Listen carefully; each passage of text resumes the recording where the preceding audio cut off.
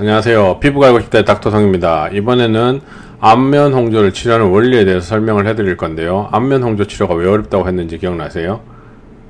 혈관의 재발이 잦다. 재발이 빨리 된다. 병적 혈관의 어떤 재발이 굉장히 빠르다. 그 다음에 어떤 혈관이 문제일지 모를 때는 혈관을 다 날려야 하는데 그 혈관을 다 응고시키기가 쉽지 않다. 특히 얼굴이 건조한 경우, 이소트레티오닌 같은 로아큐탄을 복용 시에 레이저 치료를 하면 진피 중부나 하부까지 도달하는 레이저의 양이 적어지기 때문에 치료 효과가 떨어지게 돼요. 그것도 설명을 해드렸어요. 왜냐? 반사율 굴절률이 올라가니까. 어떤 책에서는 안면 홍조의 치료제로 로아큐탄을 언급하기도 한다고 하지만 어떠한 책에서도 피 조절제를 복용하면서 레이저를 하라고 나와 있는 책에는 없어요. 왜? 대부분 피 조절제를 복용하면서 레이저 치료를 하면 효과가 떨어질 뿐만 아니라 많은 문제를 일으키기 때문에 책에선 아예 당연시되는 상식이라고 생각을 해서 언급 자체가 없는 거예요. 그래서 병원마다 다른 치료법을 가지고 다른 노하우를 가지고 치료를 하겠지만 본원에서는 레이저 치료를 생각하고 있는 사람한테는 반드시 로아큐탄을 최소 2주 전, 가급적 2달 전에 끊으라고 설명을 하고 있어요. 그래야지 결과를 좋게 할 수 있고 같은 비용을 내고 더 좋은 결과를 얻을 수가 있어요. 그래서 절대로 치료 효과를 높일 때 피부안을 건조하게 만들면 안 된다. 그러면 또 하나 문제가 뭐냐? 안면 홍조가 생길 때 염증이 쉽게 발생하고 혈관이 쉽게 들어와요. VEGF 수치가 많이 올라가 있기 때문에. 그런데 피부가 건조한 상태를 유지하게 되면 염증에 대해서 굉장히 취약한 환경이 제공돼서 어떠한 조금의 문제에 대해서도 쉽게 염증이 발생하게 되는 거예요. 그래서 안면 홍조의 치료가 좀 좋아지려고 그러면 금방금방 다시 생기게 되고, 또 좋아지려고 해도 주변 환경이 건조하니까 어떤 건강한 피부를 만드는 데 문제가 되고, 이러한 것 때문에 피부 안을 건조하게 만들면 절대 안 된다. 꼭 기억을 하셔야 되고, 안면 홍조를 치료할 때 어떠한 원리에 의해서 치료를 해야지 좋은 결과를 낼 수 있는지에 대해서 한번 설명을 해 드릴게요. 이번 방송도 잘 들어보시면 본인이 그동안 여러 곳에서 치료를 받고 있었을 수도 있고, 치료를 했는데 효과가 떨어졌을 수도 있고, 많은 치료를 했지만 생각만큼 기대치만큼 결과가 안 나왔을 수도 있어요. 왜 안 나왔는지에 대해서 한 번 더 생각해 볼 수 있는 기회를 제공해 줄 거라고 생각을 해요. 그러니 꼭 이 방송도 놓치지 말고 끝까지 시청 부탁드리겠습니다. 안면 홍조의 치료 원리에 대해서 설명하기 위해서 이제 그림을 가져왔는데, 이건 뭐냐? 화성을 개척하는 게임, 테라포밍 마스라는 게임의 표지 화면이에요. 그러면 이 그림을 왜 뜬금없이 갖다 놨느냐? 우리가 안면 홍조를 치료할 때 치료의 타겟을 혈관에만 맞추면 당장의 증상 호소를 바라볼 수는 있어도 근본적인 치료에 접근할 수 없다라는 걸 설명하기 위해서 갖다 놨어요. 이건 무슨 말이냐? 화성을 개척할 때, 영화 마르스라는 영화를 보신 분도 계시겠지만, 화성을 개척할 때 어떻게 돼요? 대기 중의 산소와 질소의 비율, 그리고 모든 다른 환경이 동시에 맞아야지 식물이 자라기도 하고, 어떤 해양에 물이 있어야지 또 식물이 자라기도 하고, 사람들이 살 수 있는 환경이 제공되기 시작해요. 어느 하나만 어떻게 문제를 해결한다고 해서 그 문제가 다시 발생하지 않는 게 아니라는 거예요. 그 문제는 머지않아 또 발생을 하는 거예요. 오염된 토양에서 나오는 식물들을 제거한다고 한들 그곳에서 다시 나는 식물이 과연 건강한 식물이 나오느냐? 그렇지 않다는 거예요. 그러면 근본적인 치료는 어떻게 접근해야 되느냐? 우선 오염된 토양을 제거해야 돼요, 실제로. 왜? 그것들이 계속 증상을 만들게 되니까 오염된 토양을 제거하는 건 우선 첫 번째 순서예요. 그게 지금 대부분의 피부과에서 홍조를 치료하는 첫 번째 원리로 접근할 때 문제가 되는 혈관들을 제거하려는 거겠죠. 그래야지 증상이 많이 좋아지니까. 하지만 문제는 뭐예요? 어떤 병적 혈관들은 2주나 3주 되면 거의 다 재발을 하기 시작을 해요. 그런데 건강한 혈관이 나와야 되는데 문제가 있는 혈관들, 증상의 어떤 열감을 호소하거나 따끔거리거나 옥신거리는 증상을 호소하는 혈관들이 다시 만들어지기 시작하는 거예요. 뭐 파치니 소체라든지 메이스너 소체라든지 이런 것들이 그 주변의 혈관들이 많이 증식하면서 여러 가지 다양한 증상들이 나타나게 되죠. 그러면 근본적인 치료는 뭐냐면 되게 단순해요. 그러면 오염된 식물을 제거했더니 다시 나는 식물도 오염돼. 그러면 어떻게 돼요? 그 오염된 토양에 문제가 있는 거예요. 그러면 그 토양을 갈아엎어서 건강한 비옥한 토양으로 만들어 줘야 돼요. 왜 치료가 어려운가? 병적 혈관은 재발하는 속도가 굉장히 빨라요. 2주나 3주. 하지만 피부를 흔히 말하는 비옥한 토지로 갈아엎는 과정은 콜라겐 리모델링이라는 과정을 통해서 일어나게 되는데, 이거는 6개월, 12개월 동안 천천히 진행을 하는 거예요. 그러니까 재발하는 속도는 빠른데 건강한 피부로 바뀌는 속도는 느리니까 그 사이에 재발하지 않도록 잘 관리하는 능력이 굉장히 필요한데 환자들이 그걸 잘 못해요. 그래서 비옥한 토지로 바뀌기 전에 어떤 오염된 식물들이 다시 나오고 병적 혈관들이 다시 나오고 하니까 증상이 다시 나타나고 문제가 되는 거예요. 그러면 이제 다음 그림을 보면서 어떻게 접근을 해야 되는가를 한번 설명을 해 드릴게요. 이거는 되게 간단한 모식도인데 홍조 환자들한테 혈관이 많이 증식되어 있다고 보시면 돼요. 그거를 그냥 그림으로 간단하게 나타낸 거예요. 왜? 표피에는 혈관이 없으니까 진피에만 혈관이 있을 거고, 진피에 있는 혈관들 중에 어떠한 혈관들이 문제를 일으키는지는 몰라요. 그죠?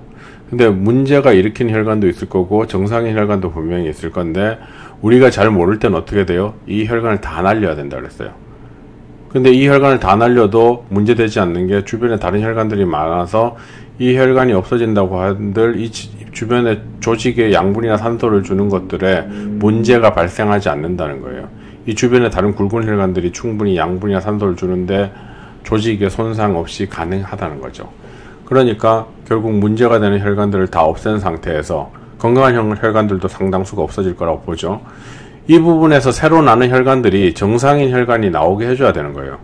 그러면 어떻게 되느냐? 이 주변의 조직들이 정상화돼야 돼요. 오염된 토양에서는, 건강하지 않은 피부에서는 아무리 혈관을 제거한들 다시 나오는 혈관들은 다시 병들어요. 우리가 혈관 레이저라고 나오는 것들은 대부분 혈관을 타겟으로 하기 때문에 이 주변의 조직에 열을 실제로 많이 못 올려요. 피부 안에 열을 올려서 콜라겐 리모델링을 유도해야지만 그 부분이 정상의 피부로 바뀌는데, 시너지 멀티플렉스 같은 585 나노미터의 레이저라든지 V빔 퍼펙타 같은 595 나노미터의 레이저, 뭐 옐로 레이저 같은 577 레이저, 이런 것들 532 KTP, XLV 같은 것들은 문제가 뭐냐면 이 혈관을 제거하는 데는 그나마 용이할지 몰라도 주변의 조직을 건강하게 바꾸는데 되게 불리하게 적용해요. 왜? 물에 대한 흡강도가 거의 없는 파장들은 조직의 온도를 쉽게 못 올리게 되고, 조직의 온도를 못 올리면 결국 콜라겐 리모델링을 유도할 수 없게 돼요. 콜라겐 리모델링을 유도할 수 없으면 결국은 진피의 환경을 개선시키는데 한계가 존재한다는 거죠. 그러면 진피의 70%는 물로 돼 있으니까 물을 최대한 이용할 수 있는 파장을 이용해서 이 피부 안에 있는 온도를 올려서 콜라겐 리모델링, 즉 진피가 건강한 진피로 전환이 되게, 콜라겐의 비율이 콜라겐 타입 1과 콜라겐 타입 3의 비율이 4대1의 가장 건강한 비율로 나올 수 있도록 적절한 열이 들어가야 돼요. 적절한 열이라기보다는 높은 열이죠. 하상 없이 높은 열이 들어가서 콜라겐 리모델링이 진행되어야만 이 부분이 건강한 피부로 바뀌게 되고, 콜라겐 리모델링이 다 된 상태에서 어떻게 돼요? 새롭게 나는 혈관들은 건강한 혈관이 나타나는 거예요. 건강한 혈관이 나타난다는 것은 욱신거린다거나 하는 증상 또는 늘 상열감, 장열감 같은 어떤 일상생활의 불편함을 호소하는 홍조 증상이 많이 감소했다는 걸 의미해요. 그래서 근본적인 치료는 어떻게 해야 된다? 혈관을 제거하는 데만 목표를 두는 게 아니고, 혈관을 제거하는 것 플러스 혈관 주변에 있는 진피의 조직들이 콜라겐 리모델링을 통해서 건강한 환경으로 바뀌어야지만 이 병적 혈관들이 제거된 위치에 다시 나오는 혈관들이 건강한 혈관이 나와서 증상을 만들지 않는다는 거예요. 그런데 이런 걸 하는 방법이 의사 선생님마다 다 다르고 치료의 노하우가 다 다르고 하는 방법이 다 달라요. 그래서 제일 중요한 거는 그런 방법을 쓰는 것도 중요한데 그 의사 선생님이 결과물을 얼마나 많이 잘 만들어내는가가 되게 중요한 요소예요. 전후 사진이 별로 없다? 신뢰하기 어려워요. 이론에만 빠삭한 의사는 천지예요. 왜? 교과서만 달달달 외우는 주입식 공부에 익은 사람들은 얼마나 많은데, 우리나라 같이 주입식 공부에 익은 의사들은 논문이나 뭐 어디 나와 있는 자료 달달 외우는 거는 도가 튀어요. 하지만 그런 내용을 가지고 응용해서 자기의 결과물을 만들어내는 의사들은 극히 한정적이라는 거예요. 그렇게 한정적인 의사를 일반인이 어떻게 찾느냐? 전후 사진을 많이 만들어내는 의사를 찾으면 돼요. 왜? 전후 사진은 거짓말 하지 않거든요. 물론 시술 후에 얼마 안 돼서 찍은 사진은 큰 의미가 없어요. 왜?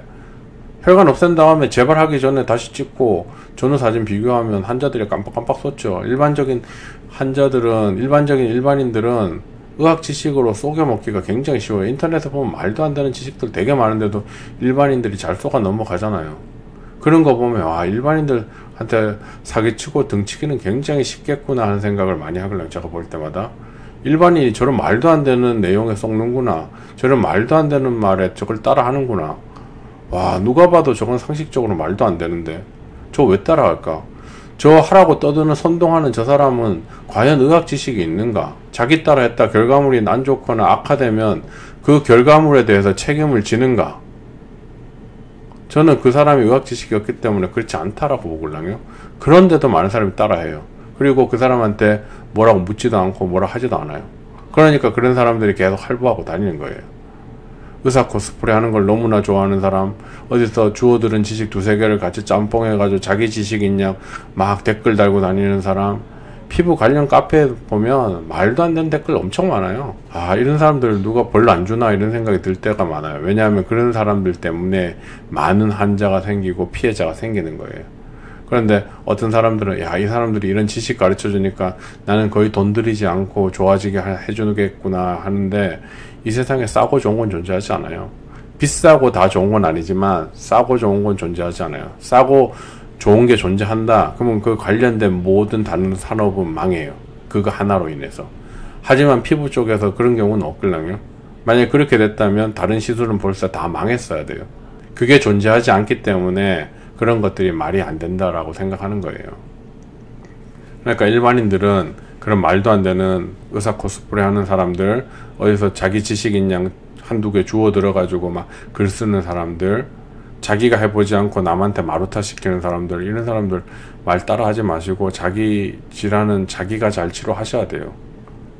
그래서 이번에는 안면 홍조를 치료할 때 어떤 원리에 입각해서 치료를 해야 되는지에 대해서 설명을 해드렸어요.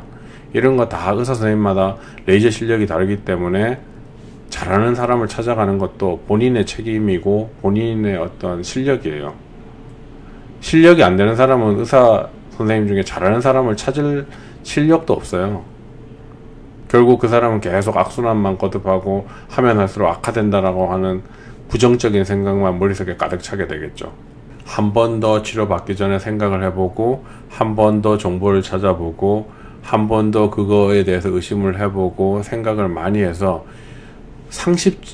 상식적으로 납득이 갈 만한 이론으로 접근했을 때 일반인 기준으로 끄떡끄떡 할 수 있어야지만 치료가 된다는 거예요. 왜?